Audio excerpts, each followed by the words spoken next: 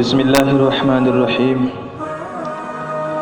الحمد لله وكفى وسلام على عباده الذين اصطفى. أما بعد، أعوذ بالله من الشيطان الرجيم. بسم الله الرحمن الرحيم.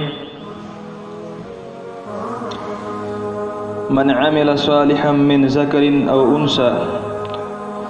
وهو مؤمن فلنحيينه حياة طيبة وَلَنَجْزِيَنَّهُمْ أَجْرَهُمْ بِأَحْسَنِ مَا كَانُوا يَعْمَلُونَ. وقال تعالى في مقام آخر: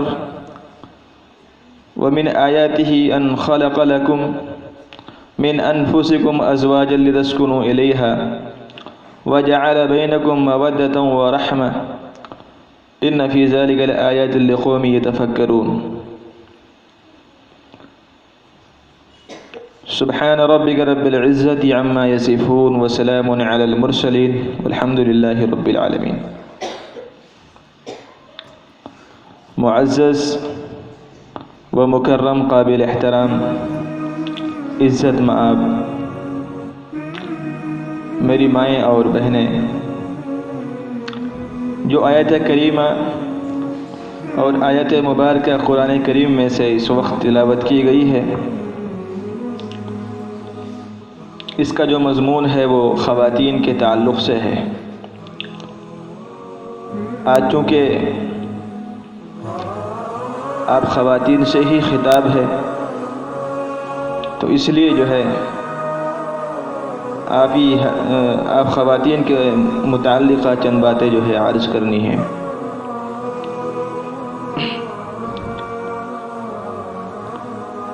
دین اسلام وہ دین ہے جس نے عورت کو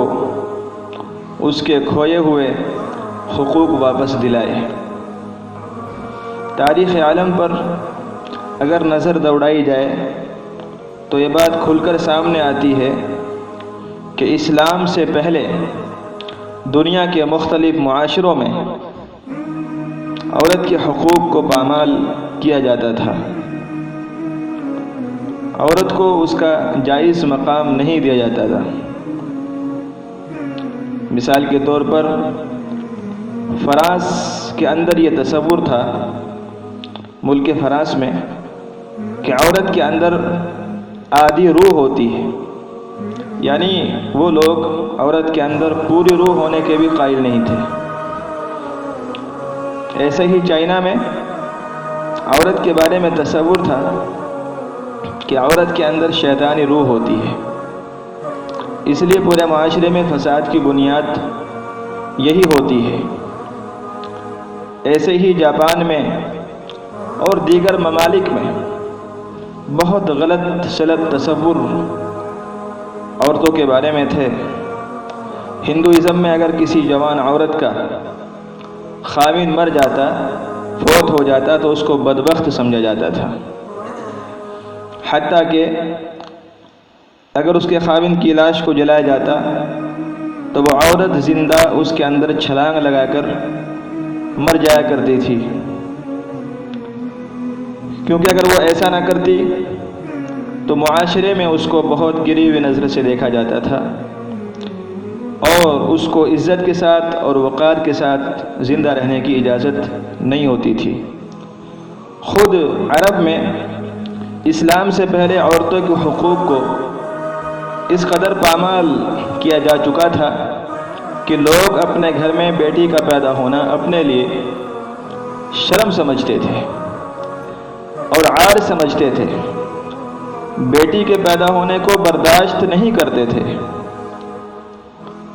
اسی وجہ سے وہ معصوم بچیوں کو زندہ ہی گڑھا کھود کر اس میں دفن کر دیا کرتے تھے۔ تو اس حد تک عورت کے حقوق چھن گئے تھے۔ اگر کوئی آدمی فوت ہو جاتا تھا تو جس طرح اس کی جائیداد اس کے بڑے بیٹے کی وراثت میں آتی تو اس کی بیویاں بھی اس کے بڑے بیٹے کی بیویوں کے طور پر منتقل ہو جاتی تھی، گویا اس کا بڑا بیٹا اپنی ماں کو اپنی بیویاں بنا لیتا تھا۔ اس قدر جہالت تھی، وہ جہالت کا دورہ تھا، اندھیریاں تھی، ظلمتیں تھی، سب ایک دوسرے کے خون کے پیاسے تھے۔ اس قدر جہالت تھی. یہ اس وقت معاشرے کی حالت تھی جب اللہ کے نبی علیہ الصلاۃ والسلام دنیا میں تشریف نہیں لائے تھے. لیکن جب اللہ کے پیارے محبوب صلی اللہ علیہ وسلم دنیا میں تشریف لائے اور آپ نے آ کر واضح کیا، اے لوگو، عورت اگر بیٹی ہے تو یہ تمہاری عزت ہے، اگر بہن ہے تو تمہارا ناموس ہے، اگر یہ بیوی ہے تو تمہاری زندگی کی ساتھی ہے، اگر ماں ہے تو تمہارے لیے اس کے قدموں میں جنت ہے. اور یہ بھی فرمایا کہ جس آدمی کی 2 بیٹیاں ہوں وہ ان کی اچھی تربیت کرے، ان کو تعلیم دلوائے، حتیٰ کہ ان کا فرض ادا کرے، تو جنت میں ایسے ہوگا جیسے ہاتھ کی 2 انگلیاں ایک دوسرے کے ساتھ ملی ہوئی ہوتی ہے. جنت میں اس قدر قریب ہوگا. تو گویا بیٹی کے پیدا ہونے پر جنت کا دروازہ کھلنے کی بشارت دی گئی. یہ اسلام میں عورت کو عزت ملی، اسلام میں عورت کو اس کا مقام ملا اور ایک مرتبہ ملا. اور ساتھ یہ بھی بتلا دیا، من عمل صالحا من ذکر او انثى وهو مؤمن فلنحيينه حیاة طیبہ، کہ جو کوئی بھی نیک عمل کرے، چاہے وہ مرد ہو یا عورت، حالانکہ وہ مومن ہو، تو ہم اس کو ضرور بے ضرور پاکیزہ طیب زندگی عطا فرمائیں گے. تو جس طرح مرد نیکی اور عبادت کر کے اللہ تعالیٰ کے ولی بن سکتے ہیں، اللہ کا قرب حاصل کر سکتے ہیں، اللہ سے اپنے تعلق اور رشتے کو مضبوط کر سکتے ہیں، عورتیں بھی اسی طرح سے عبادتوں کے ذریعے ولایت کے انوارات حاصل کر سکتی ہیں. جیسے ایک مرد ولی بن سکتا ہے، اللہ کا قرب حاصل کر سکتا ہے، ایسے ہی خواتین اور عورتیں بھی اللہ کی عبادات کر کے اللہ کے احکامات کو بجا لا کر وہ بھی اللہ کی ولیہ اور مقرب بن سکتی ہے. اس میں مرد ہونے میں اور عورت ہونے میں کوئی امتیاز نہیں، کوئی فرق نہیں. بس بات مجاہدے کی ہے، قربانی کی ہے، ایثار کی ہے،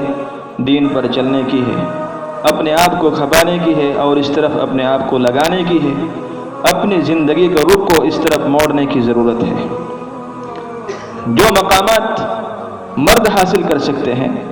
عورتیں بھی محنت اور مجاہدہ کر کے وہ مقامات حاصل کر سکتی ہیں. تو دین اسلام نے عورت کو ایک وقار عطا کیا، ایک عزت عطا کی جو دنیا آج تک عورت کو نہیں دے سکی. جیسا کہ میں نے پیچھے بھی عرض کیا کہ دنیا کے اندر مختلف ممالک میں عورت کو کیا تصور کیا جاتا تھا، لیکن جب اسلام آیا، اللہ کے حبیب آئے، تو انہوں نے جو ہے عورت کا مقام بتایا، عورت کو عزت دی، اس کی جو ہے عفت و پاک دامنی کی جو ہے حفاظت کی اور اسے وقار دیا. ایسا وقار کہ اس کو گھر کے اندر عزت کی نظر سے دیکھا جائے اور معاشرے کے اندر ایک احترام کی حیثیت دی جائے. ایسا وقار عورت کو ملا ہے. آج تو دنیا نئی دور کی تعلیم اسلام دشمن قوتوں نے ایک ایسا پروپیگنڈا شروع کیا ہے کہ جس کی وجہ سے مسلمان عورتیں یہ باور کرانے میں لگی رہتی ہے کہ اسلام نے ان پر بہت زیادہ پابندیاں لگا دی ہے. حالانکہ یہ بات بالکل ایسی نہیں ہے، ایسی بات بالکل بھی نہیں ہے، ہرگز ایسا کچھ نہیں ہے. بلکہ ہمارے معاشرے کی کئی پڑھی لکھی مستورات خواتین بہنیں وہ بھی غلط فہمی کا بعض اوقات شکار ہو جاتی ہے اور اس طرح کی باتیں ان کے ذہن میں آ جاتی ہے، اس طرح کے خیالات ان کے اندر جو ہے پیدا ہونے لگتے ہیں کہ شاید اسلام نے ہمارے جائز حقوق نہیں دیے، جبکہ ایسی بات ہرگز نہیں ہے. دنیا کا ایک ملک ہے سویڈن جو برطانیہ کے قریب ہے، یہ بہت امیر ملک ہے. ہمارے ملکوں میں خسارے کا بجٹ ہوتا ہے جبکہ اس ملک میں نفع کا بجٹ ہوتا ہے. ہم یہ سوچتے ہیں کہ پیسہ آئے گا کہاں سے، وہ سوچتے ہیں کہ پیسہ لگائیں کہاں. اتنے امیر کہ اگر پورے ملک کے مرد عورت بچے بوڑھے کام کرنا چھوڑ دیں، فقط کھائیں پئیں، عیش و عشرت کریں، آرام سے بیٹھے رہیں، تو یہ قوم 6 سال تک اپنے پڑے ہوئے خزانے کو کھا سکتی ہے، اتنا امیر ملک ہے۔ اور حکومت ان کو مکان دے، ہر چیز کا ان کا خیال رکھے، بیمار ہونے کے بعد ان کا علاج کرے، تو یہ کہ پوری فیسلٹی ان کو دے تو بھی اس کے جو ہے بجٹ میں، خزانے میں کوئی کمی نہ آوے، اتنا امیر ملک ہے۔ تو ان کے روٹی کپڑے اور مکان کا مسئلہ تو حل ہو گیا، سب کچھ ہو گیا، باقی رہ گئے انسان کی جو خواہشات، نفسانی خواہشات، شہوات، تو اس میں بھی وہ ایک حد تک ان کی پوری ہو جاتی ہے، اور انہوں نے تو اپنے آپ کو بالکل، مرد ہو یا عورتیں ہوں، اپنے آپ کو بالکل آزاد کیا ہوا ہے، اور جانوروں کی طرح وہ ایک دوسرے کے ساتھ اپنے تعلقات بنا لیتے ہیں، اس پر وہاں کوئی پابندی نہیں ہے۔ تو اب سوچنے کی بات یہ ہے کہ جن کو روٹی کپڑے مکان کی فکر نہیں، جن کی خواہشات مرضی کے مطابق پوری ہوتی ہیں، تو ان کو تو پیچھے کوئی غم نہیں ہونا چاہیے تھا، مگر دو باتیں وہاں بڑی عجیب ہیں، یورپ ممالک میں بڑی عجیب ہیں۔ سب سے پہلی بات یہ ہے کہ اس معاشرے میں طلاق کی شرح 70% ہے، بلکہ اس سے بھی زیادہ ہے، گویا 100 میں سے 70 گھروں سے زیادہ گھروں میں طلاق ہو جاتی ہے، سب کچھ ہونے کے باوجود، ساری ضروریات ہونے کے باوجود،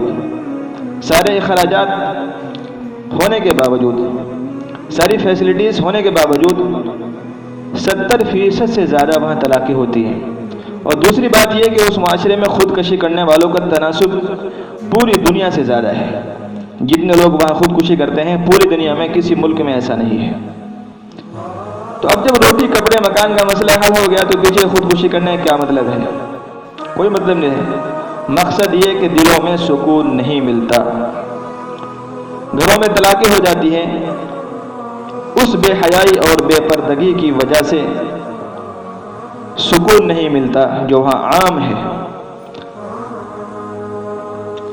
مرد بھی بہتر سے بہترین کی تلاش میں اور عورت بھی خوب سے خوب کی تر کی تلاش میں، چنانچہ سکون کی زندگی کسی کو بھی وہاں نصیب نہیں ہوتی ہے۔ ہر کوئی چاہتا ہے کہ مجھے سکون اور راحت ملے، لیکن سب کچھ ہونے کے باوجود، کسی بھی کمی نہ ہونے کے باوجود وہاں پھر بھی سکون اور راحت نہیں۔ جس ماحول میں 70% سے زیادہ عورتوں کو طلاق ہو جائے، وہاں کسی کو خوشی ہوگی؟ بالکل نہیں ہوگی، بالکل خوشی نہیں ہوگی، چنانچہ آج وہ ڈپریشن کی زندگی گزار رہے ہیں۔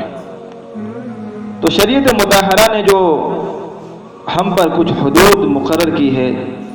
جو پردے کی پابندی کا حکم دیا ہے، اس کا فائدہ بھی ہمیں ہے، گو ہمارے پاس کھانے کی چیزوں کی کمی ہو، ہمارے پاس لباس مکان کی کمی ہو، مگر اس کے باوجود ہمارے معاشرے میں دیکھیں تو 100 میں سے 7% بھی ایسے لوگ نظر نہیں آتے جو طلاق والے ہوں۔ تو یہ سخی زندگی ہم کیوں گزار رہے ہیں؟ یہ خوشی والی زندگی ہم کیوں گزار رہے ہیں؟ اس لیے کہ اسلام میں جو بنیادی احکام بتائے گئے ہیں، اسلام کی جو بنیادی تعلیمات ہے، آج اس گئے گزرے ماحول میں کچھ نہ کچھ اس کی پابندی پھر بھی باقی ہے، تو اس کا فائدہ ہمیں خود مل رہا ہے۔ تو یہ اسلام کی برکت ہے، اسلام کی تعلیمات پر عمل کرنے کی برکت ہے کہ ہمارے پاس وسائل کم، ذرائع کم، جی اس قدر دنیاوی اعتبار سے وہ ترقی نہیں جو اور ممالک کی ہے اور لوگوں کی ہے، لیکن سب کچھ ہونے کے باوجود ان کا دل پریشان، وہ ڈپریشن کا شکار ہوتے ہیں۔ تو اس کی وجہ کیا ہوتی ہے کہ وہ اللہ کی نافرمانیاں کر کے جو ہے اپنی زندگی میں مست ہیں اور غافل ہیں۔ اسی وجہ سے اللہ نے ان کی پریشانیوں کی بتی سلگا دی ہے۔ اور الحمدللہ ہم اہل ایمان ہیں، اللہ تعالیٰ نے ہمیں سب سے بڑے خسارے کفر سے بچا لیا اور ایمان کی دولت سے ہمیں نواز دیا۔ تو اب ہمیں بھی چاہیے کہ اپنے ایمان کی قدر کریں، اپنے ایمان کی جو ہے فکر کریں، اور ایمان کے جو تقاضے ہیں، ان پر جو ہے چلنے کی جو ہے وہ فکر رکھیں۔ بعض عورتیں کہتی ہیں کہ غیر مسلم معاشرے میں پردہ نہیں، تو ان کو آزادی مل گئی۔ ہمارے روحانی پیر مربی اور عارف باللہ حضرت مولانا پیر ذوالفقار نقشبندی دامت برکاتہم بہت بڑے عالم ہیں، وہ فرماتے ہیں کہ میں امریکہ گیا تو وہاں ہمیں سامان اٹھا کر ایک جگہ وہاں پہنچنا تھا، سفر میں تھے حضرت، تو میں نے دیکھا کہ بوریوں میں سامان تھا۔ مولانا فرماتے ہیں کہ بوریوں میں سامان تھا، جس طرح کھلی بوری کمر پر رکھ کر چلتے ہیں، تو میں نے دیکھا کہ وہاں 5-4 لڑکے تھے، وہ بھی بوریوں کو کمر پر رکھ کر لے جا رہے تھے، اور 2 لڑکیاں تھیں، انہوں نے بھی کمر پر اپنی اپنی بوریاں اٹھائی ہوئی تھی، وہ بھی چل رہی تھی ساتھ میں۔ تو میں نے اس فیکٹری کے مینیجر سے کہا کہ یہ کیا معاملہ ہے کہ آپ نے لڑکیوں کو کام دے دیا؟ وہ کہنے لگا کہ جی اگر یہ کام نہیں کریں گی تو پھر کھائے گی کہاں سے؟ اب آپ سوچئے کہ عورت کو یہاں آزادی ملی؟ بالکل نہیں۔ کیا یہی آزادی ہے کہ وہ خود اپنا جو ذمہ داری ان کی نہیں تھی وہ ذمہ داری نبھا رہی ہیں؟ جو کام مردوں کے سپرد تھا وہ خود کر رہی ہیں، نہیں کرے گی تو کھائے گی کہاں سے؟ تو آزادی کہاں ملی ان کو؟ آزادی تو ہے ہی نہیں اس کا نام۔ کیا وہ بوریاں کمر پر اٹھا کر قلیوں کی طرح کام کر رہے جیسے قلی کرتے ہیں؟ تو یہ آزادی ہوتی ہے؟ تو دین اسلام کی مہربانی دیکھیے کہ اسلام نے عورت پر روزی کمانا بھی فرض نہیں کیا، یعنی عورت کے ذمہ روزی کمانا فرض نہیں ہے۔ بیٹی ہے تو باپ کا فرض ہے کہ وہ بیٹی کو روٹی کما کر کھلائے، اگر بہن ہے تو بھائی کا فرض ہے کہ کما کر لائے اور بہن کی روٹی کا انتظام کرے، اگر بیوی ہے تو خاوند کا فرض ہے کہ وہ کما کر لائے اور بیوی کو گھر بیٹھے ہوئے کھانا پہنچائے، اگر ماں ہے تو اولاد کی ذمہ داری ہے کہ وہ کمائے اور اپنی ماں کو لا کر کھلائے۔ گویا عورت کو پوری زندگی شریعت مطہرہ نے روزی کمانے کا بوجھ عطا نہیں کیا۔ یہ صرف اسلام کا امتیاز ہے، اسلام کی یہ تعلیم ہے کہ عورتوں پر وہ روزی کمانے کا بوجھ نہیں ڈالتا، نہیں عورت کی ذمہ داری ہے کہ وہ روزی اس طرح سے باہر نکل کے بے پردہ ہو کے اور مردوں سے اختلاط کر کے جو ہے روزی کماتی پھرے۔ اسلام نے شریعت مطہرہ نے روزی کمانے کا بوجھ اس کے اوپر نہیں ڈالا، اس کے سر پر یہ بوجھ نہیں رکھا کہ تم نے کمانا ہے اور پھر کھانا ہے، بلکہ اس کے قریبی مردوں کی ذمہ داری لگائی کہ تم نے کمانا ہے اور اس عورت کو گھر میں لا کر دینا ہے، یہ گھر کی ملکہ بن کر رہے گی، بچوں کی تربیت کرے گی، اسے صرف گھر میں رہنا ہے اور گھر کے اندرونی زندگی کے تمام معاملات یہ سنبھالے گی۔ اب بتائیے کہ کس معاشرے نے عورت کو زیادہ آسانی کی زندگی دی؟ ظاہر ہے کہ شریعت مطہرہ نے اور دین اسلام نے جو ہے عورت کو زیادہ آسانی دی ہے۔ یہ ہماری سوچ کا فرق ہے، ہمارے خیالات بعض مرتبہ ایسے ہو جاتے ہیں جو دوسروں کے خیالات ہیں، جو بالکل آزاد اور لبرل ہوتے ہیں، ان کی روشن خیالی کا اثر جو ہے ہمارے اندر بھی بعض اوقات پیدا ہو جاتا ہے کہ ہم ان جیسی ہی باتیں کرنے لگتے ہیں جیسی وہ کرتے ہیں۔ اگر آپ غور کریں گے تو آپ کو یہ بات بالکل واضح نظر آئیں گی کہ عورت کے بارے میں اسلام نے بہت نرمی اختیار کی ہے، بہت ڈھیل دی ہے، کئی معاملات میں ان کے ساتھ نرمی کا معاملہ برتا ہے، بہت معاملہ برتا ہے شریعت مطہرہ نے۔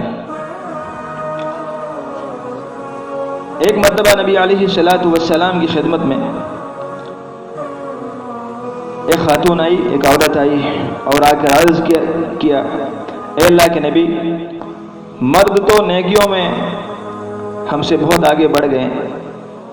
پوچھا کیسے؟ کہنے لگی کہ جی آپ کے ساتھ جہاد میں شریک ہوتے ہیں، ساری رات جاگ کر دشمن کی سرحد پر پہرا دیتے ہیں،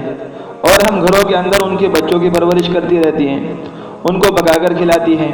ان کی تربیت کا خیال کرتی ہیں، ان کے جان و مال کی حفاظت کرتی ہیں، عزت و آبرو کی حفاظت کرتی ہے، تو ہم جہاد میں اس طرح راتوں کو پہرا بھی نہیں دیتی، اس طرح ہم آ کر قتال بھی نہیں کرتی جس طرح مرد کرتے ہیں، تو یہ نیکیوں میں ہم سے آگے بڑھ گئے، اور یہ مسجدوں میں جا کر جماعت کے ساتھ نماز پڑھتے ہیں، ہم گھروں میں ہی پڑھ لیتی ہیں، ہم جماعت کے ثواب سے محروم ہو گئی۔ جب انہوں نے یہ سوال پوچھا تو اللہ کے پیارے نبی صلی اللہ علیہ وسلم نے فرمایا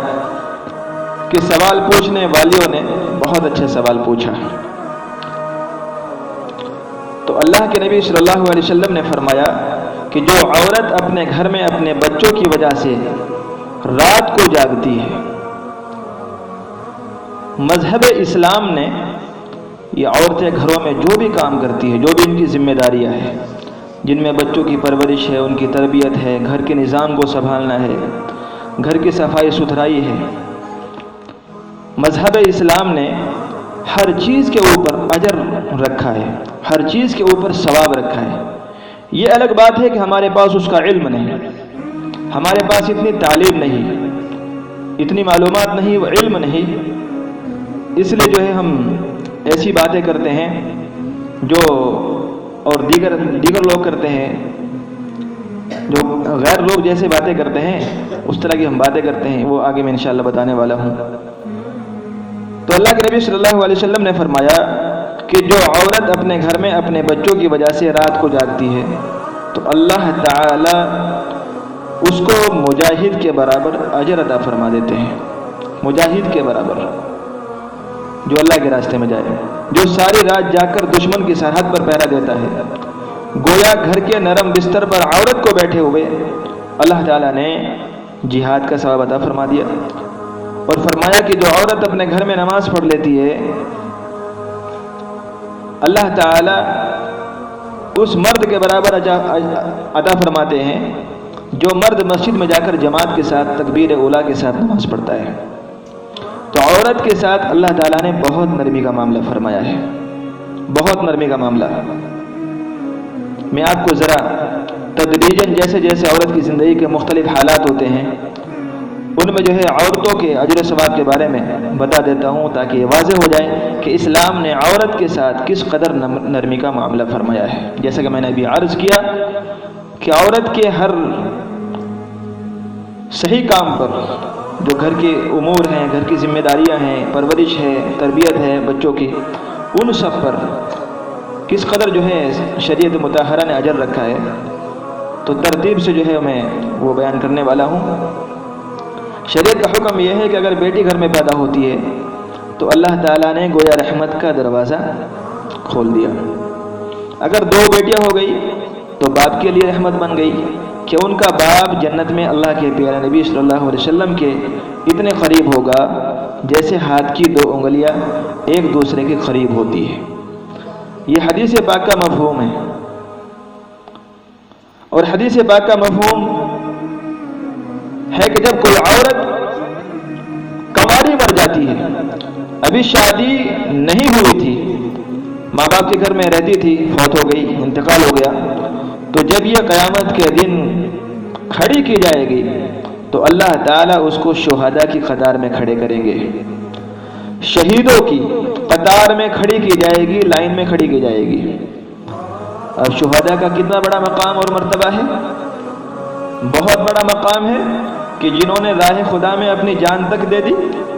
اس سے بڑا مقام اور کیا ہوگا. تو ایسی کنواری عورت کہ جس نے اپنی عزت کی، ناموس کی حفاظت کی اور وہ کنوارے پن میں انتقال کر گئی تو اللہ تعالیٰ بروز قیامت ان کو شہیدوں کی لائن میں کھڑا کریں گے. وہ کس لیے؟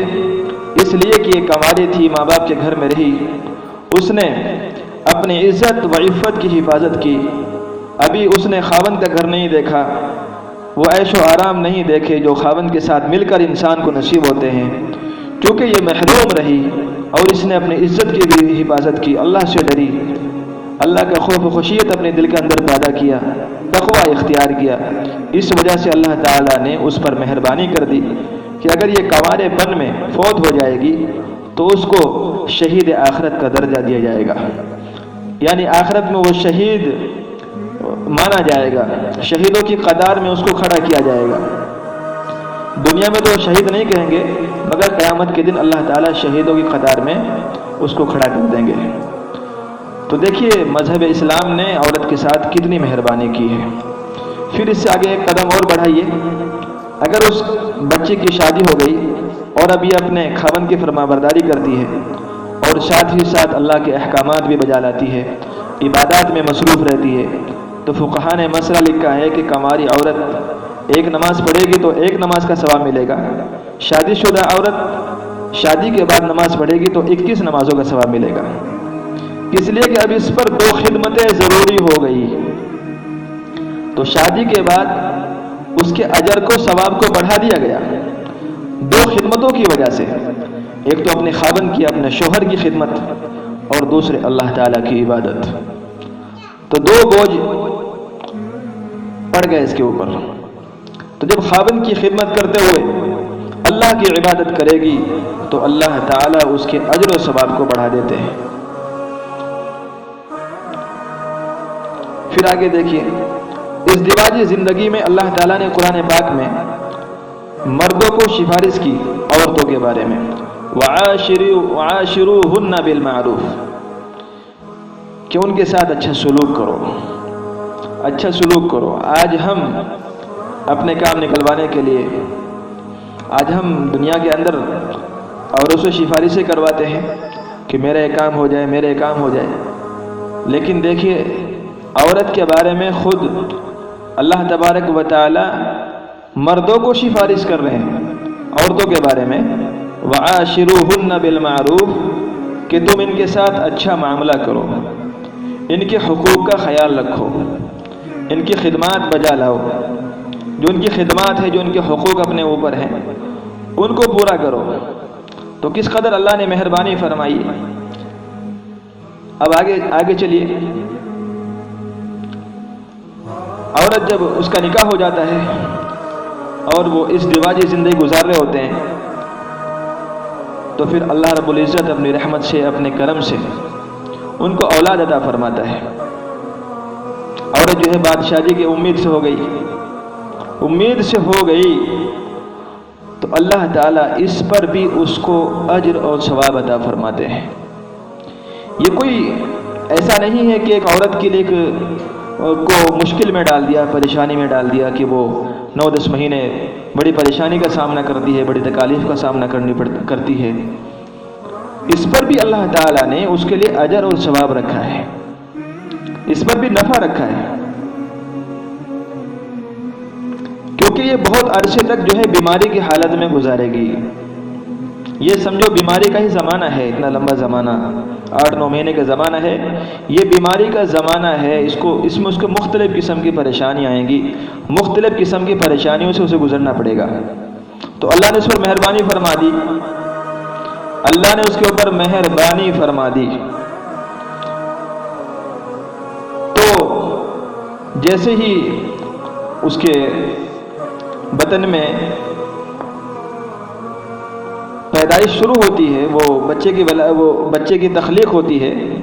بچہ بننا شروع ہوتا ہے،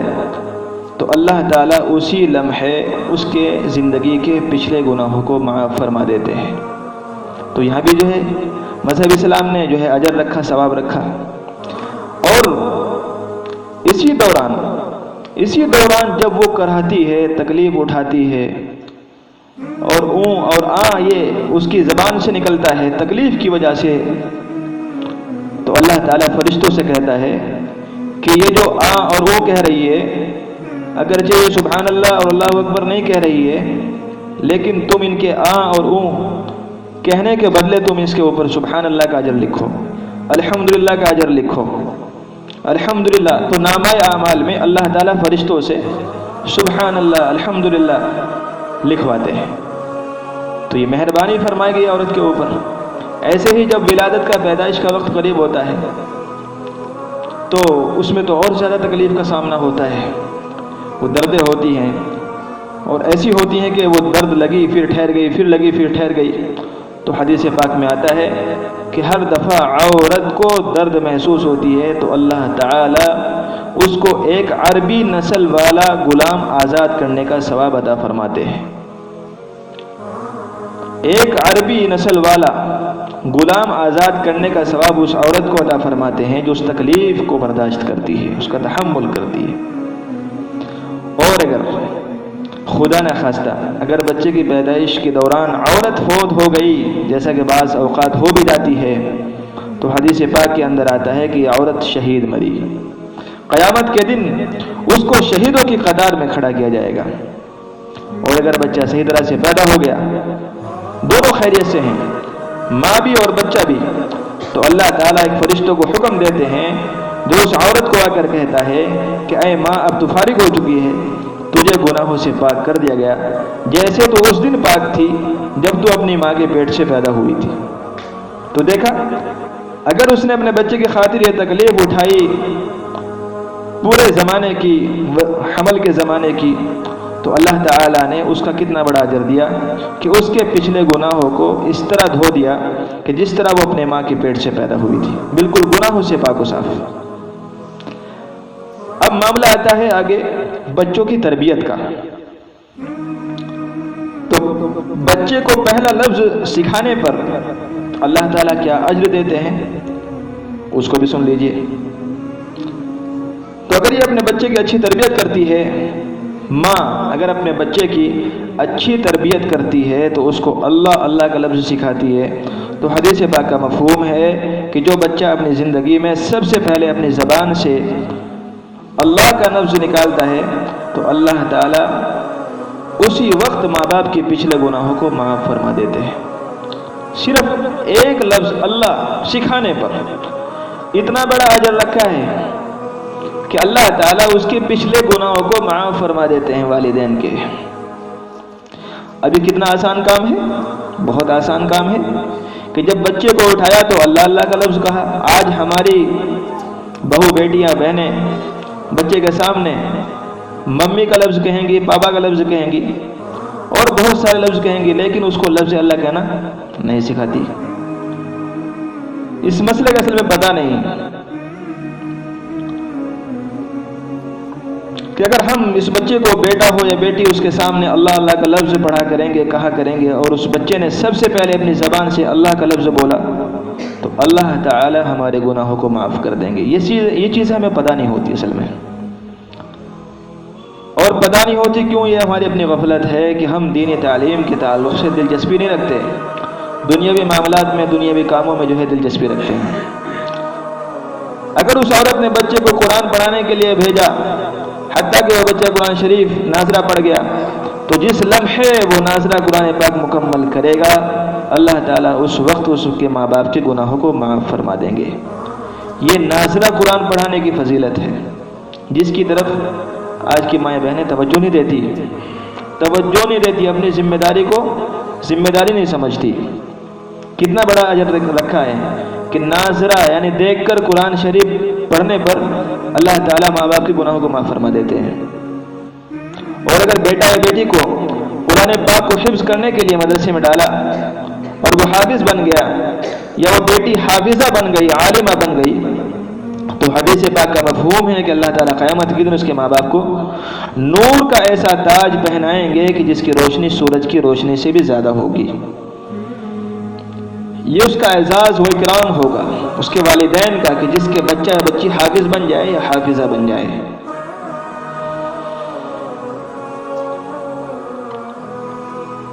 اور پھر آگے چلیے، یا عورت اگر اپنے گھر کے کام کاج کرتی ہے تو کام کاج کرنے پر بھی اللہ تعالیٰ اس کو اجر اور ثواب دیتا ہے. مثلا کون سی عورت ہے کہ جو گھر کے اندر کام نہیں کرتی؟ سبھی کرتی ہیں. گھر کے اندر اپنے کپڑے دھوتی ہیں، گھر کے اندر کھانا پکاتی ہیں، یہ سب کام عورتیں ہی گھر میں کرتی ہے، تو اس پر بھی عورت کو اجر و ثواب اللہ تعالیٰ عطا فرماتا ہے، اس پر بھی عطا فرماتا ہے. ایک حدیث پاک ہے کہ فرمایا گیا اس حدیث پاک میں کہ جو عورت اپنے شوہر کے گھر میں کوئی بے ترتیب پڑی ہوئی چیز کو اٹھا کر ترتیب کے ساتھ رکھ دیتی ہے تو اللہ تعالیٰ ایک نیکی عطا فرماتے ہیں اسی پر. کوئی چیز کہیں پڑی ہوئی بے ترتیب، اس کو اٹھا کر رکھ دیا ترتیب سے، اسی پر عطا فرما دیتے ہیں اور گناہ معاف فرما دیتے ہیں اور جنت کے اندر ایک درجہ بلند فرما دیتے ہیں. اب دیکھیے، اندازہ لگائیے کہ کتنی چیزیں ہم صبح سے شام تک ترتیب سے رکھتے ہیں، صحیح کر کے رکھتے ہیں، کام کاج کرتے ہیں، تو ہمیں جو ہے کتنا ثواب ملے گا. مگر اصل میں ہمیں پتہ نہیں ہوتا، ہماری نیت صحیح نہیں ہوتی، اور نیت کرنے کا ہمیں پتہ نہیں ہوتا کہ ہم نے کس نیت سے کام کرنا ہے. آج عورتیں کس نیت سے گھروں میں صاف کرتی ہے؟ ان کی نیتیں یہ ہوتی ہیں کہ اجی لوگ کیا کہیں گے، لوگ کہیں گے یہ تو گندی بنی ہوئی رہتی ہے، لوگ کہیں گے یہ تو بیوقوف سی لگتی ہے، لوگ کہیں گے کہ اس کو تو کوئی سلیقہ نہیں، کوئی تمیز نہیں، اس کو کچھ پتہ ستا نہیں ہے۔ اس طرح کے جذبات ہمارے اندر ہوتے ہیں اور اس طرح کے خیالات ہوتے ہیں، ذہن اس طرف ہمارا چلا ہوا ہوتا ہے کہ لوگ کیا کہیں گے۔ اگر ہم انہی کاموں میں جو ہم دن اور رات جن میں ہم مصروف رہتی ہیں صحیح نیتیں کر لیں گے تو اللہ تعالیٰ اس کے اوپر بھی ہمیں اجر و ثواب عطا فرماتے ہیں۔ تو نیت ضروری ہے کہ ہم نیت کو ٹھیک کریں، یہ ایک مستقل مسئلہ ہے۔ آج عورتوں کو نیت کا ٹھیک کرنا ہی نہیں سکھایا جاتا کہ کس نیت کے ساتھ انہوں نے صفائی کرنی ہے، کس نیت کے ساتھ انہوں نے گھر کے کام کاج کرنے ہیں، کس نیت کے ساتھ انہوں نے جو ہے گھر کے کام کاج کو سنبھالنا ہے اور گھر کی ذمہ داری کو اور انتظامات کو سنبھالنا ہے۔ ان کو پتہ نہیں ہوتا، کیونکہ نیت پر ہی ثواب ملتا ہے۔ بس میں ایک مثال دے رہا ہوں جس کے بعد جو ہے آگے بڑھتے ہیں۔ ایک مثال سمجھیں آپ کہ ایک عورت گھر میں کام کاج کر رہی ہے، کھانا بنا رہی ہے۔ اب کھانا بناتے ہوئے اس نے سالن میں پانی ڈالنا ہے۔ اب پانی ڈال دیا، جتنا اس نے مناسب سمجھا گھر کے لوگوں کے لیے اس نے ڈال دیا۔ اب علماء نے مسئلہ لکھا ہے کہ جتنا پانی مناسب تھا گھر کے لوگوں کے لیے اتنا پانی ڈالنے کے بعد اگر وہ ایک گھونٹ پانی اور ڈال دیتی ہے اس نیت کے ساتھ کہ شاید کوئی مہمان آ جائے، شاید ہمیں کسی پڑوسن کو کھانا دینا پڑ جائے، اس نیت کے ساتھ اس نے ایک گھونٹ پانی سالن میں اور ڈال دیا، کوئی آئے یا نہ آئے تو اس عورت کو مہمان کا کھانا پکانے کا ثواب عطا کر دیا جائے گا۔ صرف نیت کا فرق ہے، ہم نیت ہی نہیں کرتے، اس لیے جو ہے ہم اپنا علم درست کریں۔ آج ہماری نالج صحیح نہیں ہے، ہمارا علم درست نہیں ہے اور ہمیں ان چیزوں کا پتہ نہیں ہے۔ حالانکہ اللہ کے نبی علیہ السلام نے حدیث مبارکہ کے اندر ارشاد فرمایا ہے کہ مرد اور عورت پر دونوں پر دین کا ضرور علم سیکھنا فرض عین ہے، ضروری ہے کہ جس کا جو ہے اپنے دین میں وہ محتاج ہے، خواہ وہ مرد ہو یا عورت ہو، اتنا علم سیکھنا ہر مرد و عورت کے اوپر فرض ہے۔ تو ہمیں ان چیزوں کا پتہ نہیں ہوتا، اس لیے ہم ان کو اسی طرح کر رہے ہوتے ہیں اور ہماری کوئی نیت نہیں ہوتی۔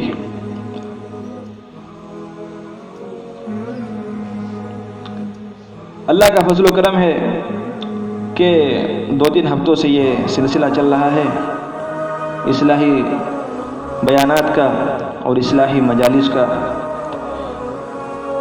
آج بھی الحمدللہ یہ میرے خیال میں 3ری مجلس ہے ہماری، تو اس میں آپ آئی ہیں،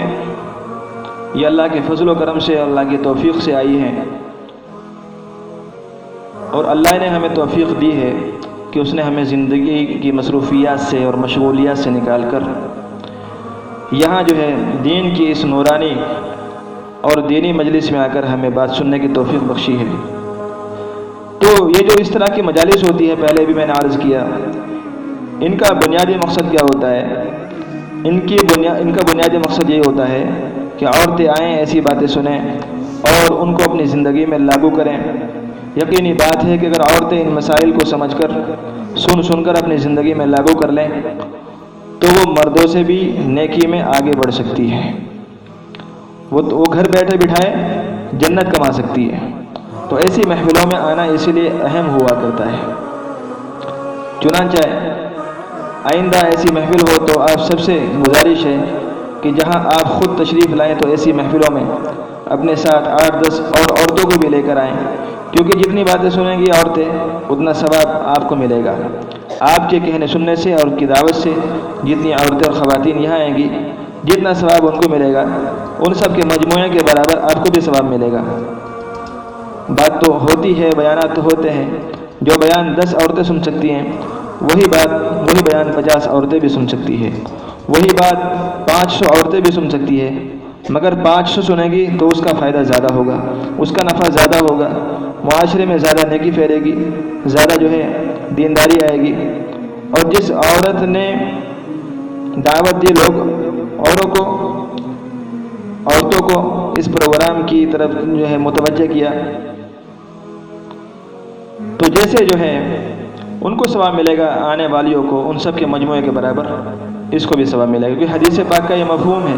کہ جو کسی نیکی کی طرف دعوت دیتا ہے، کسی بھلائی کی طرف دعوت دیتا ہے، تو اللہ تعالیٰ اس کو اجر و ثواب عطا فرماتا ہے، اور ان کو بھی جو اس کی دعوت پر وہاں آئے ان سب کے مجموعے کے برابر اس کو بھی ثواب عطا فرماتا ہے۔ اب آگے چلیے، بچوں کی صحیح تربیت نہ ہونے کی بنیادی وجہ کیا ہے۔ آج ہمارے بچے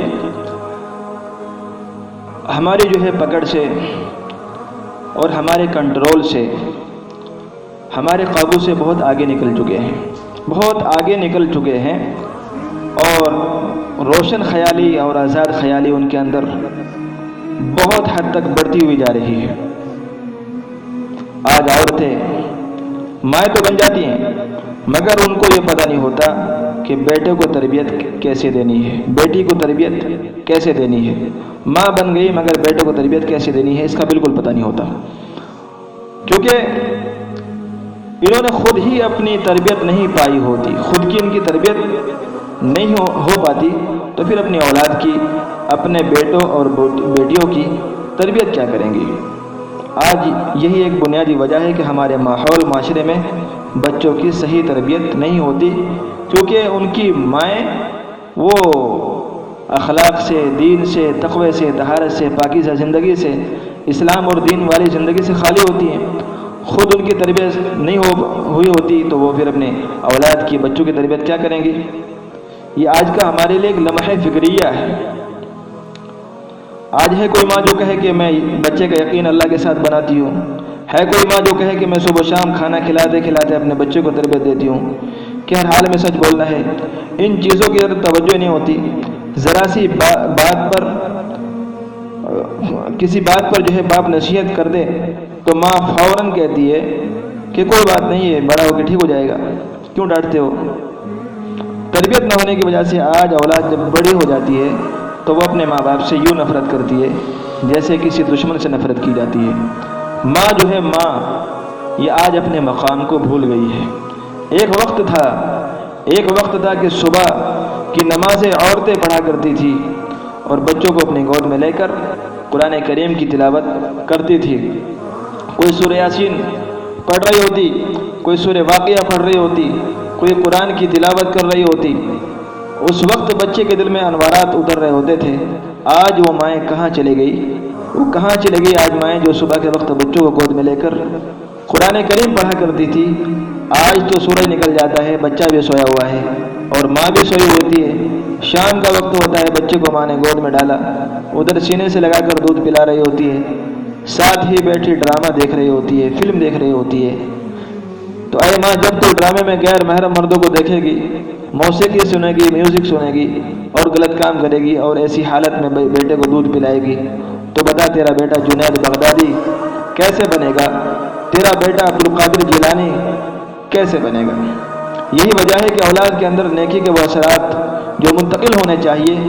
ماں باپ سے وہ منتقل نہیں ہو پاتے ہیں، کیونکہ ان کی اپنی زندگی دین اسلام کے مطابق نہیں ہوتی۔ اللہ کرے کہ بھی کوئی دوسری محفل ایسی ہو کہ جس میں تربیت کے عنوان پر فقط عورتیں اپنے بچوں کو تربیت کیسے دیں، اس کو قرآن اور حدیث کی روشنی میں ذرا تفصیل کے ساتھ ہم عرض کریں۔ انشاءاللہ کبھی موقع ہوگا تو اس کے اوپر بھی مستقل ایک بیان کریں گے۔ تو میں ایک عرض کر رہا تھا، بیچ میں کچھ باتیں آ گئی کہ جس طرح مرد عبادت کے ذریعے اللہ رب العزت کا تعلق حاصل کر سکتا ہے، اسی طرح عورتیں بھی اگر عبادت کرے تو اللہ رب العزت کا تعلق اور معرفت حاصل کر سکتی ہے۔ ایک وقت تھا کہ جب سارا دن عورتیں گھر کے کام کاج میں لگی ہوتی تھی، مصروف رہتی تھی، اور جب رات آتی تھی تو مصلی بچھا کر اس کے اوپر بیٹھ کر عبادات کر کے اللہ کے سامنے روتی تھی، گڑ گڑاتی تھی۔ سیدہ فاطمہ الزہرا رضی اللہ تعالی عنہا کے بارے میں آتا ہے اور یہ مشہور ہے ان کے بارے میں کہ سردیوں کی لمبی رات تھی، عشاء کی نماز پڑھ کر دو رکعت نفل کی نیت باندھ لی، طبیعت میں ایسا سرور تھا، ایسا مزہ تھا، ایسی حلاوت نصیب ہوئی کہ تلاوت قرآن میں پڑھتی رہی، تلاوت کرتی رہی، حتیٰ کہ جب سلام پھیرا تو دیکھا کہ اب تو صبح کا وقت ہونے کو ہے، صبح ہونے والی ہے، تو رونے بیٹھ گئی اور یہ دعا کرنے لگی کہ اے اللہ تیری راتیں بھی کتنی چھوٹی ہو گئی کہ میں نے 2 رکعت نیت باندھی اور تیری رات ختم ہو گئی۔ تو ایک وہ عورتیں تھیں جن کو راتوں کے چھوٹے ہونے کا شکوہ ہوا کرتا تھا، شکایت ہوتی تھی۔ آج ایک عورت اور ہماری مائیں بہنیں ہیں، خواتین ہیں ہماری، جن میں سے قسمت والیوں کو 5 وقت کی نماز پڑھنے کی توفیق نصیب ہوتی ہے، قسمت والیوں کو وہ بھی 5 وقت کی نماز پڑھنا ان کو نصیب ہوتا ہے۔ ہاں یوں تو کہتی ہماری ماں بہنیں کہ حضرت دعا کریں کہ میرا خاوند میری بات مان لے، حضرت دعا کریں خاوند میری بات سنتا نہیں ہے، کوئی ایسی دعا کر دیں، ایسا تعویذ دے دیں کہ میری بات سننا شروع کر دے، جی میری طرف متوجہ ہو جائے۔ حضرت دعا کرے خاوند دیر سے گھر میں آتا ہے، حضرت دعا کرے خاوند گھر کی طرف توجہ نہیں کرتا، حضرت دعا کرے خاوند کو بیوی کے حقوق کا پتہ نہیں۔ مختلف قسم کی دعائیں کرواتی ہیں، کہتی ہے کہ میں بہت دکھی ہوں، میں نے درد کے دھکے کھائے ہیں، مجھے کوئی دنیا میں ایسا نہیں ملا جو میرا دکھ بانٹنے والا ہو۔ تو اللہ کی بندیوں یہ باتیں تو ہم کر رہی ہوتی ہیں، لیکن یہ بتاؤ کہ جس اللہ نے تمہارے خاوند کے دل میں تمہاری محبت کو ڈالنا تھا، کہ آپ اس کے سامنے سجدہ ریز ہوتی کہ نہیں؟ تمہارے خاوند کے دل میں اللہ ہی محبت ڈالتا ہے، اور اس نے ہی محبت ڈالنی تھی۔ کیا تم اپنے رب حقیقی سے اس کے سامنے سجدہ ریز ہوئی، سجدہ کیا، نمازیں پڑھی، اپنے اللہ کو منایا؟ جس کو نافرمانی اور گناہ کر کے ناراض کیا ہوا، کبھی اس کے سامنے بھی سر جھکانے کی توفیق ہوئی؟ یہ دعائیں تو کراتی ہیں کہ یوں ہو گیا وہ ہو گیا، شوہر میری طرف توجہ نہیں دیتا، مختلف قسم کی دعائیں کرواتی ہے، لیکن کبھی 2 رکعت نماز پڑھنے کی بھی توفیق ہو جاتی ہے خود، اور اللہ سے مانگنے کی توفیق ہو جاتی ہے، اس طرف کسی کی توجہ نہیں جاتی، کسی کی توجہ نہیں جاتی۔ حالانکہ اللہ رب العزت نے ہمیں ان تمام باتوں کی قرآن کریم میں وضاحت فرما دی ہے اپنے پیارے پیغمبر صلی اللہ علیہ وسلم کے ذریعے سے، کہ اگر ہم ان تعلیمات کو سمجھ کر ان کے مطابق زندگی گزارنے کی کوشش کریں گے تو اللہ تعالیٰ کی رحمتیں اور برکتیں اتریں گی، اور اللہ کی مہربانیاں ہم پر اتریں گی، اللہ تعالیٰ ہمارے مسائل کو حل کریں گے، ہماری پریشانیاں دور کریں گے، اگر ہم اللہ سے لو لگا لیں اور اپنے تعلق کو اللہ سے مضبوط کر لیں، اپنے رشتوں کو جو ہے مضبوط کر لیں، اللہ سے ہم جڑ جائیں، اللہ سے واصل ہو جائیں، اپنی آخرت کی فکر کر لیں، نمازیں پڑھ لیں، صلاۃ الحاجہ پڑھ کر اللہ سے دعا کریں، اپنی زندگی کو سنوارنے کی کوشش اور فکر کر لیں، تو انشاءاللہ تعالی ہمارے سارے زندگی کے مسئلے جو ہے حل ہو جائیں سارے۔ تو آج جو ہے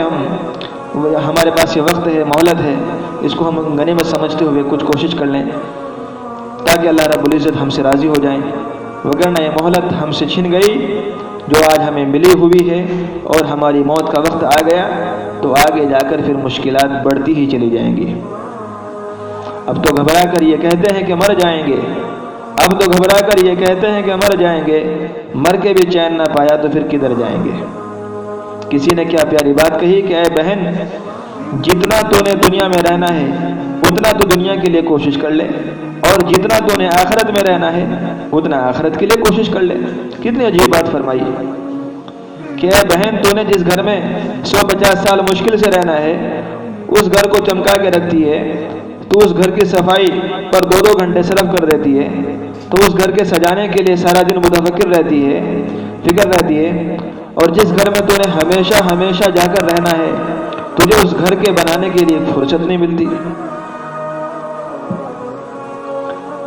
تو اگر ہم دین کی تعلیم حاصل کر کے اور اپنا علم درست کر کے اس کے مطابق اپنی زندگی گزارے تو یہ ہمارے سبھی غموں کا علاج ہے، بس یہی اسی میں ہمارے سب غم کے علاج ہے۔ اگر ہم اپنا علم درست کر لیں اور دینی تعلیم ہم حاصل کر لیں، اور دین کی تعلیم سے اپنے قلوب کو، اپنے دلوں کو ہم منور اور روشن کر لیں، اسی میں ہمارے سب غموں کا علاج ہے۔ جب تک اللہ کے در پر ہم نہیں آئیں گے ہماری یہ پریشانیاں نہیں چھوٹیں گی۔ حدیث پاک کے اندر آتا ہے کہ جس نے اپنی تمام پریشانیوں کو ایک پریشانی بنا لیا، کون سی؟ یعنی آخرت کی پریشانی، تو اللہ تعالیٰ دنیا کی پریشانیوں کو اس سے دور کر دیں گے۔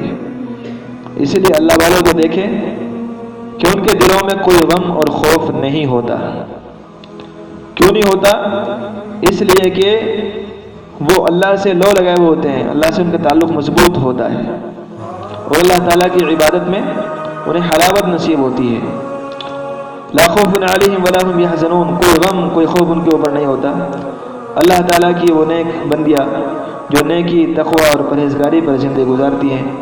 تو اللہ تعالیٰ بھی ان کو ایسے ہی پرسکون زندگی عطا فرماتے ہیں۔ تو اللہ تعالیٰ سے دعا ہے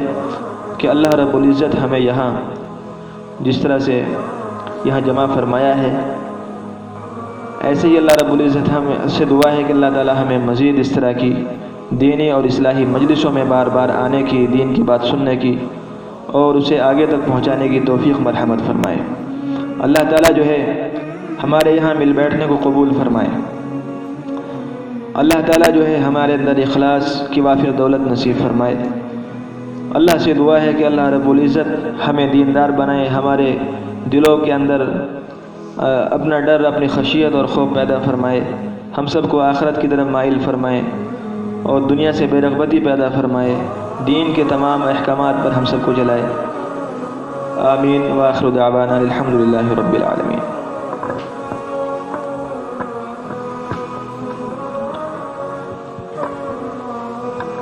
انشاءاللہ آج کے دن جو مجلس قائم ہوگی وہ عبد الرزاق کے یہاں ہوگی انشاءاللہ۔ عبد الرزاق یہی محلے میں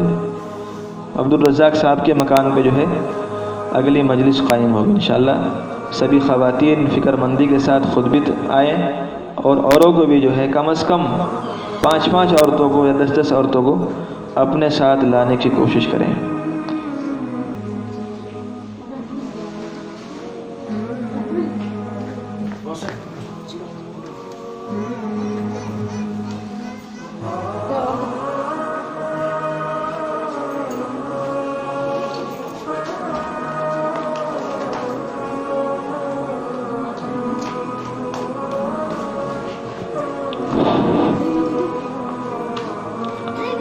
خاموش ہو جائیں اور مختصر سی دعا بھی کر لیں، اس لیے کہ دعا جو ہے الدعاء مخ العبادہ، دعا جو ہے عبادت کا مغز ہوتا ہے۔ اللهم صل على محمد وعلى آل محمد كما صليت على إبراهيم وعلى آل إبراهيم إنك حميد مجيد لا إله إلا أنت سبحانك إني كنت من الظالمين اللهم احفظنا من كل بلاء الدنيا وعذاب الآخرة۔ یا الہی اپنے فضل و کرم سے ہمیں معاف فرما، یا اللہ ہم سب کے یہاں جمع ہونے کو قبول فرما، اے اللہ ہمیں اس کام میں لگے رہنے کی توفیق نصیب فرما، اے اللہ ہمیں دوسروں کو دین کی طرف بلانے، دین کی دعوت دینے کی توفیق مرحمت فرما، اے اللہ ہمارے گھروں کے اندر اسلامی ماحول اور دینی فضا قائم فرما، اللہ بے دینی کو ختم فرما دے، اللہ ہمارے اعمال کو، اخلاق کو درست فرما دے، یا اللہ ہم سبھی کو تقوی و طہارت جیسی زندگی گزارنے کی توفیق نصیب فرما دے، تقوی و طہارت اور اچھے اخلاق جیسے صفات سے ہم سب کو متصف فرما دے، اے اللہ ہمارے اندر دین و شریعت کا جذبہ پیدا فرما دے، دین کی تبلیغ میں ہمیں لگا دے اور اپنی دین کی خدمات میرے مولا کریم ہم سے لے لے اور موت تک ہم کو اس میں لگائے رکھ،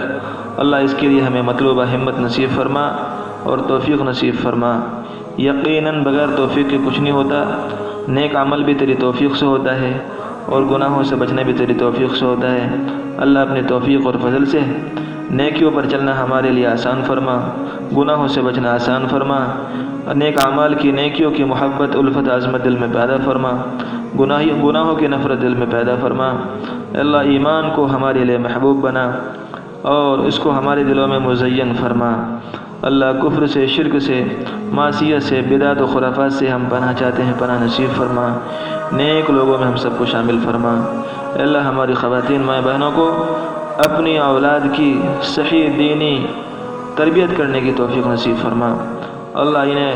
اپنی ذمہ داری کو نبھانے کی، سنبھالنے کی توفیق نصیب فرما، اللہ ہمارے معاشرے کو 100% اسلامی اور دینی معاشرہ بنا دیجیے، تمام تر برائیوں کو اور گناہوں کو جو ہے ختم فرما دے، اللہ گناہوں سے، برائیوں سے، نافرمانیوں سے ہمارے معاشرے کو پاک کر دیجیے،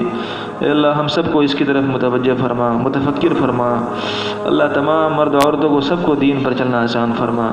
اللہ سب کو اس کی فکر نصیب فرما، اے اللہ جو بیمار ہے انہیں شفا عطا فرما، اللہ جو بیمار ہے، جو دنیا سے رخصت ہو چکے ہیں، سب کی مغفرت کے فیصلے فرما، بخشش کے فیصلے فرما، جنت الفردوس کے اندر مقام عارفہ نصیب فرما۔ اے اللہ اس دعا کو حضور پاک علیہ الصلوۃ والسلام کے صدقے میں تو قبول فرما۔ وصلی اللہ تعالی علی خیر خلقہ محمد و آلہ و صحبہ اجمعین۔